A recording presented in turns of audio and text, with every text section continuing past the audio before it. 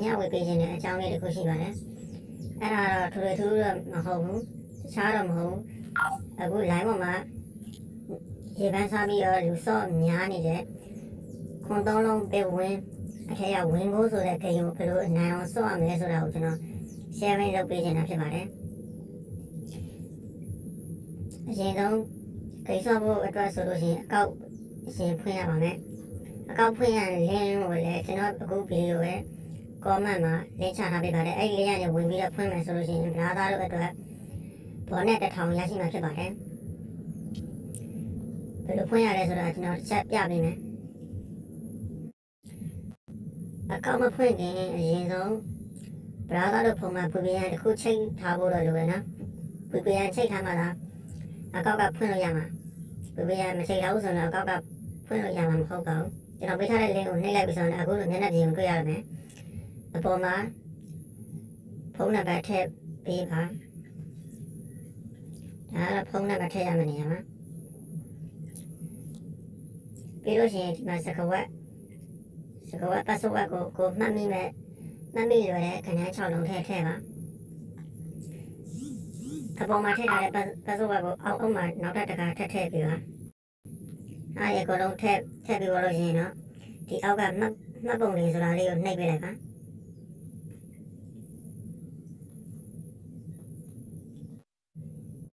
ဒါဆိုရင်အကောက်ပွင့်သွားပါပြီအကောက်ပွင့်သွားပြီဆိုလို့ရှိရင် software ကို download ဆွဲရပါမယ် software download ဆွဲဖို့အတွက်အပေါ်မှာကျွန်တော်ပြထားတဲ့ဟာလေးကိုနှိပ်လိုက်ပါ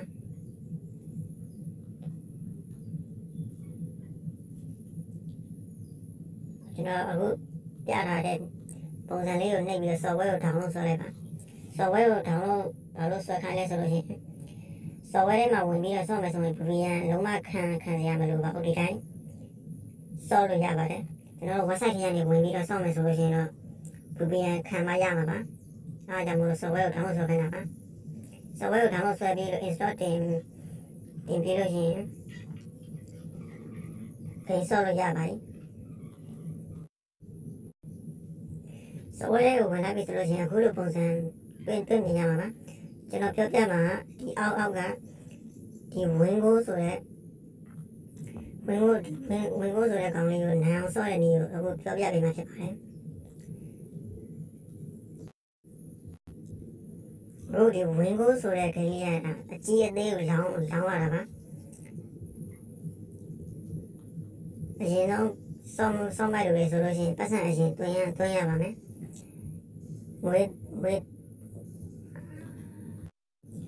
ငွေသွင်းဖို့အတွက်ဆိုရင်ကျွန်တော်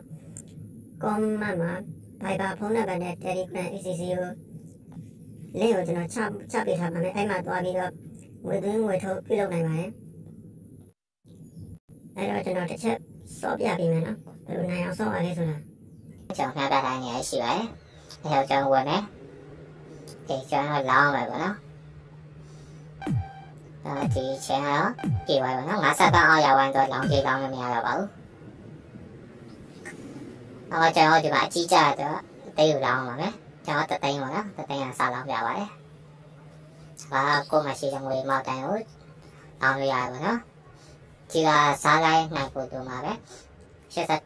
ဟိုက3စား9စား29စား81စားနော်အဲ့လိုတစ်စင်းရင်တက်သွားပါတယ်ကျွန်တော်စမှ30ကစားပြရပါဒီပါဆိုရင်10မိနစ်ရှိတယ်10မိနစ်ကိုထည့်မယ်ဆိုရရနော်โอเคအဲ့ဒါကျွန်တော်ကြည့်ရမယ်ပေါ့โอเคဒါဆိုရင်မိုင်ပါနော်ကျွန်တော်အသေးကြတော့ကျွန်တော်အကြီးကိုပြန်အောင်မယ်တက်ခိုင်းပါနော် formula ရိုးရှင်းလေးပဲတော့ပါwhat so check နေမယ်ပြင်ဆူအောင်ပါပါနောက်နေရုံနော်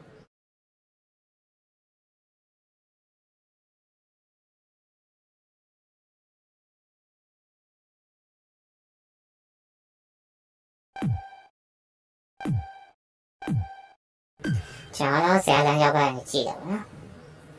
โอเคအဲ့တော့ကျွန်တော်နိုင်တယ်အဲ့တော့ကျွန်တော်ကြီးမှနိုင်တော့ကျွန်တော်အသေးကိုပြန်လောင်းမယ်နော်တေကိုတသိန်းကျွန်တော်တစားတသိန်းနှောင်းနဲ့တော့ပြီးတော့စားပြရပါမယ်နော်ဒီကစားလိုက်နေဖို့လုပ်မယ်ပြီးတော့ကျွန်တော်တို့မှာ1000လောက်ရှိမှဆိုရင်100လောက်ကပဲစားလောင်းပါ100လောက်ကစားလောင်းမှာကျွန်တော်80စားတော့29စားတက်တဲ့အခါကျရင်ကျွန်တော်တို့မှာ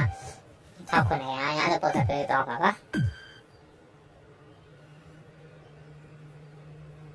OK ဒါဆိုရင်ကျွန်တော်နိုင်တယ်နိုင်တော့ကျွန်တော်အကြီးကိုဖေးပါနော်တင်ပြအောင်မယ်ဒီက formula ရိုးရှင်းနေပဲကြီးကြရင်တေးကောင်းတေးကြရင်ကြီးကောင်းကြီးသေးချိန်ပါနော်ကြီးသေးချိန်ရဲ့တေးသေးချိန်ပြင်လို့ဆိုတော့ကျွန်တော်ဒီဂိမ်းလေးကိုစောင့်ဝင်တဲ့အချိန်မှာကျွန်တော်မှကြီးရ၄ချိန်ကြာတာအဲ့လိုပုံစံမျိုးဆိုရင်ကျွန်တော်အကြီးဘက်ကနေလိုက်တော့မှာအသေးသေးချိန်ကအသေးဘက်ကနေလိုက်တော့မှာအဲ့ဒါကိုပြောရပါ Okay ဒါဆိုရင်ကျွန်တော်နိုင်တယ်ပေါ့နော်ဟုတ်ပြီအဲ့တော့ကျွန်တော်နိုင်ပါပြီနိုင်တော့ကျွန်တော်ကြီးမှနိုင်အတွက်အသေးကိုပြန်လောက်မယ်နိုင်နေတစားပဲလောက်ပါမှာနော်ကျွန်တော်တသိန်းကနေစတော့ထားပြရတာပါဒီကတော့ဘာလို့ရှိမှာက1000တောင်မှတသိန်းလောက်ရှိမှဆိုရင်တသိန်းလောက်ရှိမှဆိုရင်1000လောက်ကစလောက်မှာနော်အဲ့ဒါပုံစံမျိုးတော့ပါ1000လောက်ရှိမှဆိုရင်100လောက်ကပဲစလောက်မှာအထူးကကိုကကျန်နေပြီးတော့အမြက်ရှိပါပါနော်โอเคဒါဆိုရင်ကျွန်တော်နိုင်တယ်နိုင်တော့ကျွန်တော်အကြီးကိုလောင်းရပါမယ်အကြီးကိုတသိန်းပါနော်ဒါကကျွန်တော်ကဒီကျွန်တော်ကုန်ရခံပြီးကစားရတာပါကျွန်တော်လက်ကစားဖို့ကျွန်တော်တိုက်တွန်းရလို့မဟုတ်ဘူးအကြီးကပါဒီကနေပြီးတော့ formula ကျွန်တော် formula တိုင်းကစားမယ်ဆိုရင်တရားတစ်ခုရောအပြတ်ကလည်းရနေပြီသားပါမဲရတယ်ကျွန်တော်15မိနစ်လောက်ကစားမယ်ကစားပြီးတော့ကျွန်တော်နားမယ်နောက်15မိနစ်လောက်နေမှထပ်ကစားမယ်အဲ့လိုပုံစံမျိုးကစားပါတော့โอเคဒါဆိုရင်နိုင်တယ်အဲ့တော့ကျွန်တော်အသေးကိုလောင်းရပါမယ်ဘာလို့အဲ့လိုမျိုးကစားခိုင်းရလဲဆိုတော့ကျွန်တော်တွေက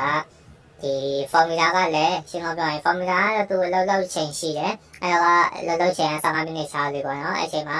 15မိနစ်ကစားပြီးတော့မှကျွန်တော်ထပ်ကစားပါဒီလိုတစ်ပိတ်နဲ့ကစားမယ်ဆိုပြဖြစ်နိုင်ရဆိုတော့ formula ကရန်အလုံးမလုံးနိုင်တော့ဘူးပေါ့ဗျာအဲ့ပုံစံမျိုးရှိရအဲ့တော့ကျွန်တော် formula ကစားမယ်15မိနစ်ချားစစ်ကစားပါ15မိနစ်ကစားနာ15မိနစ်ထပ်ကစားပါနော်အဲ့ပုံစံမျိုးကစားပါဒါဆိုရင်အဆင်ပြေပြီပေါ့နော်နိုင်တော့ကျွန်တော်ကြည့်ရစားပါနော်နိုင်နေတစားပဲကျွန်တော်အခုဗီဒီယိုကစားပြတဲ့ဗီဒီယိုဒီတိုင်းကြည့်ပေးပါကြည့်ပြီးတော့ like ကစားပါနော်ဒီကကျွန်တော်ကထွက်ချင်းဆိုတော့ဒီ win ကိုကနေပြီးတော့ထွက်တာပါဒီကအကြီးအသေးပဲကျွန်တော်လောင်းရမယ်တပွဲမှာအကြီးအသေးလုံးဝလောင်းလို့မရပါဘူးတကယ်လောင်းရမယ်ဆိုရင်ကျွန်တော်30သိန်းလို့ပဲစားတဲ့ပမာဏကြီးတန်ပေးခံရပါတယ်နော်အဲ့ဒီချိန်မှလည်းကျွန်တော်ငွေထုတ်လို့ရမှာပါအော်ကျွန်တော်ချက်ကြည့်ရမယ်ပဲโอเคဒါဆိုရင်ဒီမှာသိန်းချင်းကြတယ်သိန်းချင်းကြကျွန်တော်အကြီးဘက်ကနေ3စားလိုက်ခါပါမယ်3စားနော်ကျွန်တော်အပြင်မှာဆိုတာအဲ့လိုချက်နေရနော်โอเค30ပါနော်30လိုက်မှကျွန်တော်က3စားပြမှာနော်အဲ့ဒါမှကျွန်တော်က3တက်ဖြစ်မှာပါ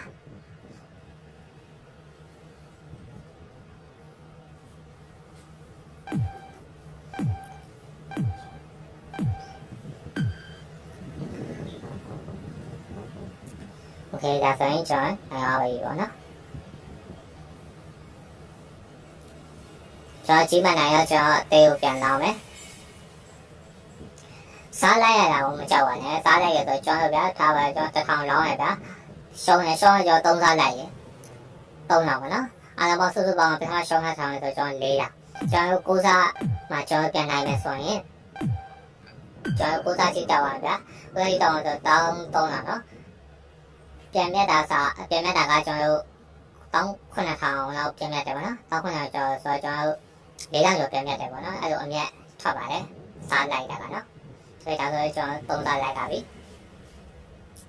ဒီက formula တိုင်းကိုတရားလေးစားမယ်တိုင်းစားလေးကိုကောင်းကောင်းလေးလိုက်နိုင်မယ်ဆိုရင်ကျွန်တော်တို့လုံးဝအဆင်ပြေပါပြီ